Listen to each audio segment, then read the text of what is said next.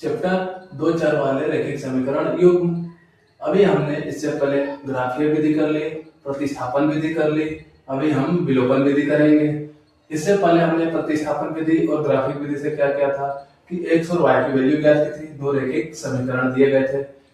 विलोपन विधि से भी हमें x और y की ही वैल्यू ज्ञात करनी होती है दो रैखिक समीकरण की, पर सभी मेथड अलग अलग है। प्रतिस्थापन विधि अलग तरीके से हुई, ग्राफिक विधि ग्राफ के तरीके से हुई, विलोपन विधि के तरीके से होती है। चलिए आइए कैसे होगी मैं आपको बताता हूँ। पेपर में प्रतिस्थापन विधि है तो आपको प्रतिस्थापन विधि का यूज करके x और y की वैल्यू निकालनी है। यदि विलोपन विधि आती है तो विलोपन विधि के से हमें x और y की वैल्यू निकालनी होती है। ठीक है, चलिए आइए देखते हैं कैसे करते हैं। हमें दिया क्या है वो लिख लेते हैं। दिया है x प्लस y बराबर 5, इक्वेशन फर्स्ट। ठीक है,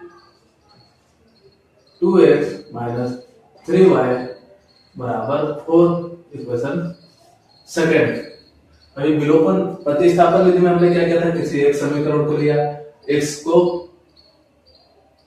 एक तरफ अकेले किया, बाकी सभी पद को एक तरफ छात्र कर दिया और दूसरे समीकरण में रख के x की वैल्यू निकाली। फिर x की वैल्यू को हमने जब आ गई तो इक्वेशन थर्ड में x की वैल्यू y की वैल्यू रख के x की वैल्यू ज्ञात कर ली।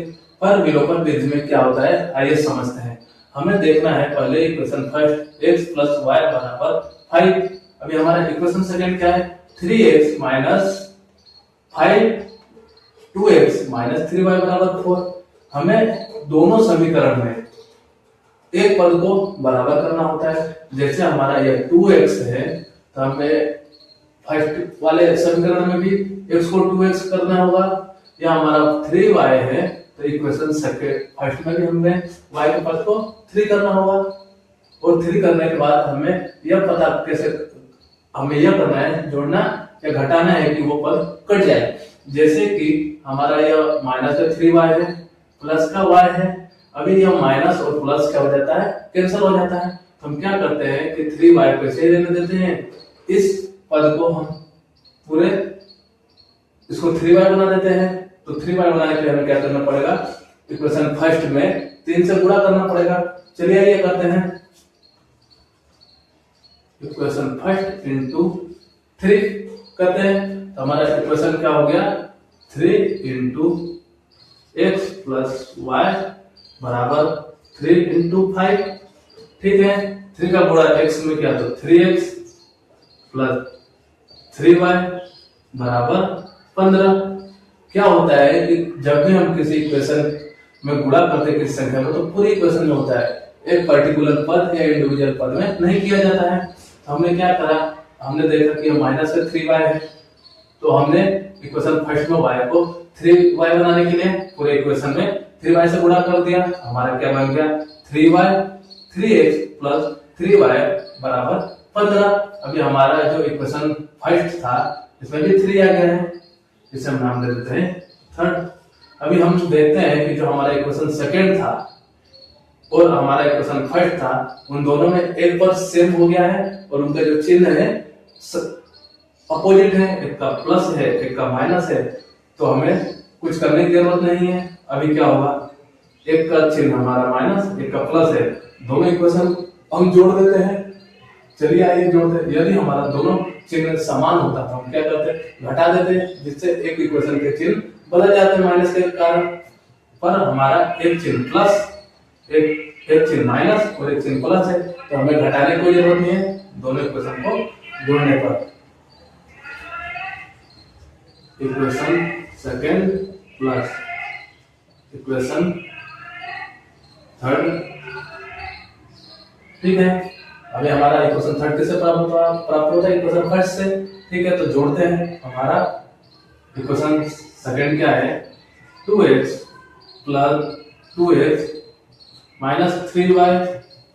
अभी हमारा इधर वाला पद क्या है, प्लस 3x प्लस 3y बराबर जोड़ने पे अब हमारा इक्वेशन सेकंड का बराबर तो इधर वाला पद क्या था, 4 प्लस हमारे इक्वेशन थर्ड का बराबर तो इधर वाला पद क्या था, 15।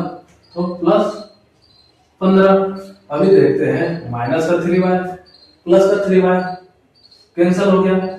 इसीलिए हम पद को बराबर करते हैं कि एक पद हमारा कैंसिल हो जाएगा, हमारा एक पद बचेगा x वाला, तो हमें मान निकालने में आसानी होगी।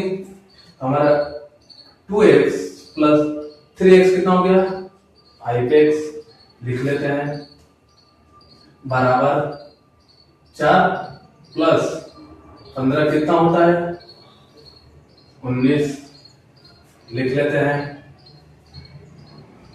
x बराबर 19 बराबर 5। ठीक है, हमारा ये आ गया, x का वैल्यू क्या आ गया 19/15।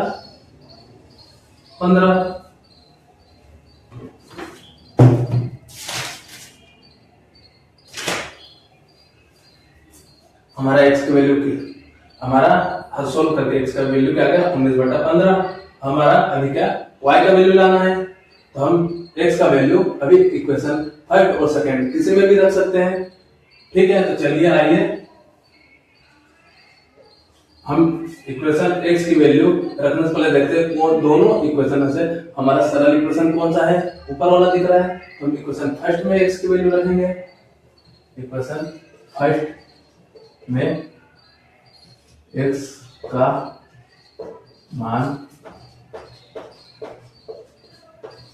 रखने पर हमारा इक्वेशन फर्स्ट क्या है x प्लस वाई बराबर 15, यह रख दिया हमने। अभी हमारा x की जगह पर 19/15 रख देते हैं, 19/15 प्लस y बराबर 5। अभी y को अकेला कर लेते हैं, y को अकेला करना है तो 19/15 उधर चला जाएगा, माइनस का 19/15 हो गया, इसके बटे में तो 1 मान लेते हैं, इसको हल करते हैं